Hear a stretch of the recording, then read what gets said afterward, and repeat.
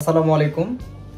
যারা এই মুহূর্তে আমার এই ভিডিওটা দেখছেন, বিশেষ করে যারা জেএলপিটি পরীক্ষার্থী, আগামীকালকে আপনাদের পরীক্ষা।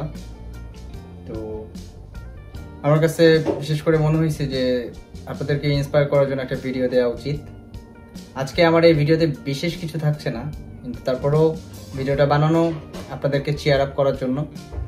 মূলত আমি আপনাদেরকে 3-4টা পয়েন্ট বলতে চাই। সেটা হচ্ছে যে ঘাবড়ানোর কিছু নাই, এটা খুবই ইজি একটা পরীক্ষা। আর যেহেতু বাংলাদেশে থেকে যারা পরীক্ষা দিচ্ছেন আপনারা N5টাই বেশি দিচ্ছেন, N4ও কিছু আছেন যারা জব ভিসা জাপান আসার জন্য N4 এ ট্রাই করছেন, বা যারা টিচার ওনারা হয়তো বা N3 দিচ্ছেন, বা কিছু ক্ষেত্রে অনেকে 2 দিয়ে থাকেন।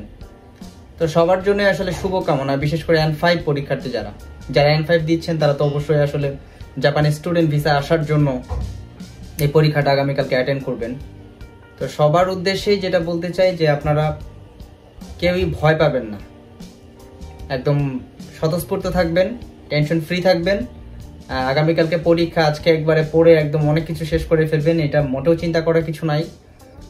জাস্ট মন দিয়ে একটু দেখে যাবেন, গ্রামাটিক্যালগুলো একটু দেখে যাবেন, রিডিংগুলো একটু দেখে যাবেন, ভোকাবুলারিগুলো দেখে যাবেন। কাঞ্জি মোটামুটি 40-50টা কাঞ্জি, আমি এর আগে কিছু আমার একটা ভিডিও ছিল কাঞ্জি নিয়ে, সো ওইটার মধ্যে আমি কিছু কাঞ্জি দেখাইছি, ওগুলো একটু ট্রাই করে যাবেন।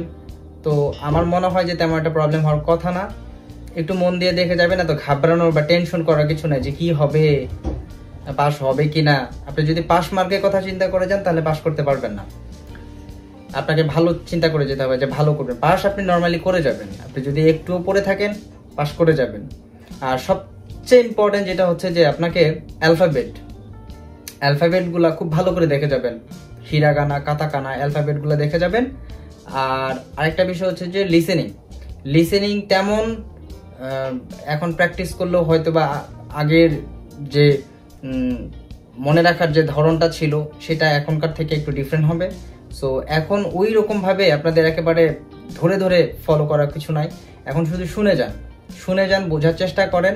জাস্ট কান দিয়ে শুনলে যেন ব্রেনে যেন আপনি রাখতে পারেন, এই টাইপের, মানে আপনি যেন ক্যাচ করতে পারেন কি বলতেছে, এই টাইপের লিসেনিংগুলো, শর্ট লিসেনিংগুলো শুনে যাবেন। আপনি বড় লিসেনিংগুলো এখন শোনার প্রয়োজন নাই। লিসেনিংয়ের মধ্যে 5-6টা পার্ট আছে, ওই পার্টগুলো কেমন হয় জাস্ট ওগুলো একটু দেখে যান। ইউটিউবে এরকম প্রচুর ভিডিও আছে। সো আমার মনে হয় না যে আপনাদের পেতে প্রবলেম হবে। জেএলপিটি N5 লিসেনিং লিখে সার্চ করলে চলে আসবে। সো ঘাবড়ানোর কিচ্ছু নাই, চেয়ার থাকেন, চিল থাকেন। আগামীকালকে পরীক্ষা, সবার জন্য শুভকামনা রইল, সবার জন্য অসংখ্য দোয়া, এবং আমি চাই সবাই পাস করুক।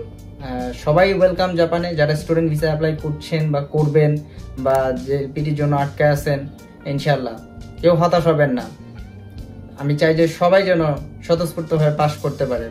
আর যারা পরীক্ষা দিচ্ছেন আগামীকালকে অ্যাটেন্ড করবেন, তো তাদের উদ্দেশ্যে বলতে চাই এটাই যে আপনারা কোনো প্রকার টেনশনই নেবেন না। হ্যাঁ, হিউজ টাইম আছে, আর পাস করাটা খুবই ইজি, একবারে টেনশনের কিচ্ছু নাই, নো টেনশন। আপনারা পরীক্ষার হলে মিনিমাম 30 মিনিট আগে যাবেন, এবং টাইম টু টাইম ধরে এক্সামগুলো দেওয়ার ট্রাই করবেন। স্কিপ করে যাবেন না যে এটা এখন পারতেছেন এটা পরে দিব, পরে ওইটা ঘুরে আসলে দেখা গেছে ওই আপনার নৈবিত্তিক টাইপের, তো ভুলে যাবেন, দরকার নাই। আপনি অ্যান্সার করে যাবেন, সমস্যা হবে না। আর আপনাকে ওইভাবে কিন্তু সময় দেওয়া হবে না। বিশেষ করে লিসেনিং এর ক্ষেত্রে তো অবশ্যই না যে এটা আমি পরে করব, কারণ লিসেনিং কিন্তু আপনি শুনতে সঙ্গে সঙ্গে অ্যান্সার করতে হবে। সো বলার সঙ্গে সঙ্গে আপনি জাস্ট একটা পিন পয়েন্ট মনে রাখবেন যে লিসেনিং এর কোয়েশ্চেনটা কি বলছে, জাস্ট কোয়েশ্চেনটা ধরার ট্রাই করবেন। কোয়েশ্চেনটা ধরতে পারলে অ্যান্সারটা ধরতে পারবেন। সো আমার মনে হয় না যদি আমার একটা প্রবলেম হবে। ইনশাল্লাহ যারা পরীক্ষা দিচ্ছেন, পরীক্ষা কেমন হয় যদি সম্ভব হয় আমার এই ভিডিওটা দেখে, যদি আপনাদের হাতে টাইম থাকে, সবাই কমেন্ট করবেন, আমি অ্যান্সার করার ট্রাই করবো ইনশাল্লাহ। এবং আমি চাই সবাই অনেক ভালো রেজাল্ট করে আসুক, ভালো একটা পয়েন্টস নিয়ে আসুক। জাপানিসে ইয়োশ বলে, ইয়োশ মানে হচ্ছে আপনারা গাম্বারু যে দিবেন, মানে ট্রাই যে করবেন, এটা একটা স্টেমিনা, ইয়োশ বলে যেটা। সো সবাইকে ইয়োশ গাম্বারিমাশো।